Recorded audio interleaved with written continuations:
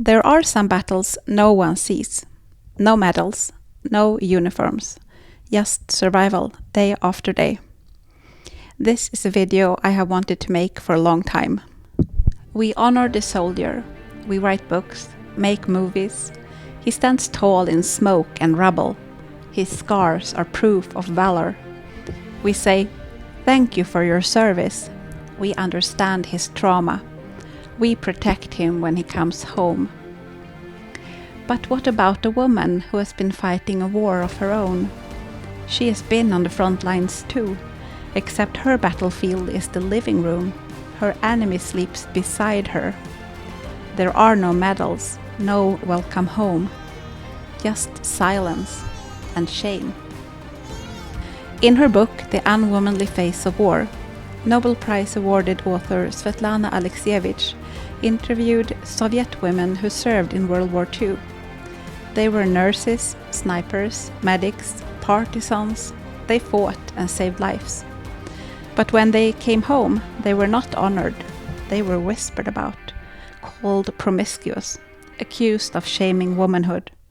Many never spoke of their service again. They were heroes, but they didn't look like heroes. There's a quote that has stayed with me for years. Viktor Frankl, the Holocaust survivor and psychiatrist, wrote that some fellow survivors who had also gone through a divorce earlier in life told him that the divorce was more painful than Auschwitz. Divorce was uncommon back then, so I'm guessing that these were toxic marriages. And yet, divorce, abuse, and domestic trauma are so often dismissed, treated like something that you should get over. It makes you wonder, what kinds of pain do we choose not to recognize? When I graduated as a doctor, I was celebrated. I was invited to a banquet. I was honored, congratulated. I held the diploma in my hand, and people looked at me with pride. But when I left my abusive husband, when I went into hiding, when I took my kids and disappeared under protected identity to save our lives, I wasn't celebrated. I wasn't even believed.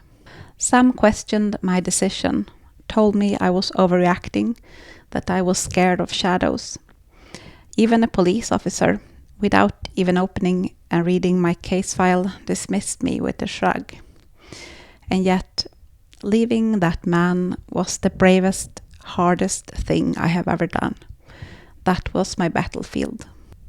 We cheer for Bruce Willis walking barefoot through broken glass, but a woman who lives through years of psychological torture, she's too sensitive or neurotic. She's told to move on. But women do go to war. They just do it without a uniform. They survive emotional warfare, gaslighting, sleep deprivation, controlling partners, threats, financial sabotage, sexual coercion, fear for their kids. They carry wounds just like soldiers. They develop PTSD.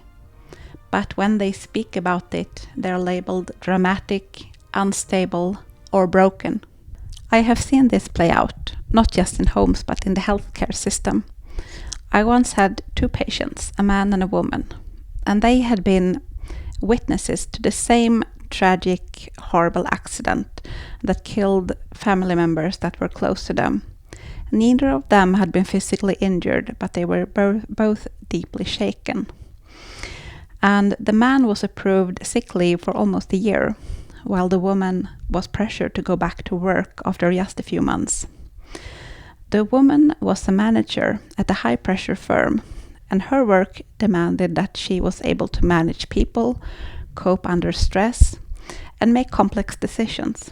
The man was a carpenter, and he had a more hands-on physical labor that didn't demand that much complex thinking. I wrote detailed documentation for her, but just 3 lines for him. That's all it took. Somehow her pain did not count, and this is not rare. I also remember working with a professor who studied cortisol levels in the hair of people admitted to the ICU after accidents. In most of them, cortisol, which is a stress hormone, spiked, but in a few patients it dropped. The research group interpreted this as exhaustion, a stress system too depleted to respond. But I had another theory. What if those patients felt relief? Relief that for once they didn't have to keep going, that for a moment they were cared for, finally out of the battle. I said that, and the professor looked at me like I was ridiculous. But I remember thinking back then, I would have felt the same. If I've ended up in that hospital, I would have felt relief too. Men can be victims of domestic abuse. I know good, kind-hearted men who have been devastated by female abusers.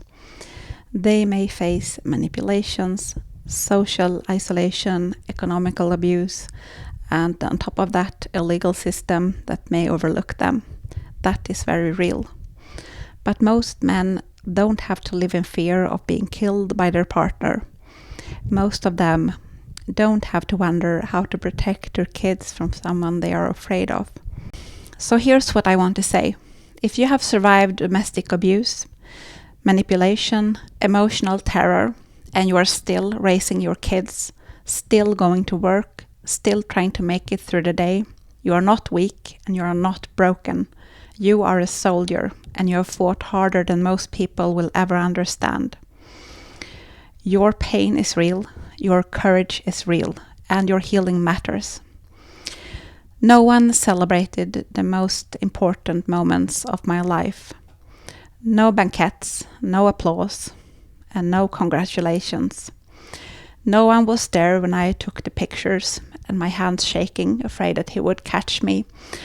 Photos that later became evidence. No one was there when I grabbed the hands of my 2 kids and ran down the street to the bus stop while he was screaming behind us to come back.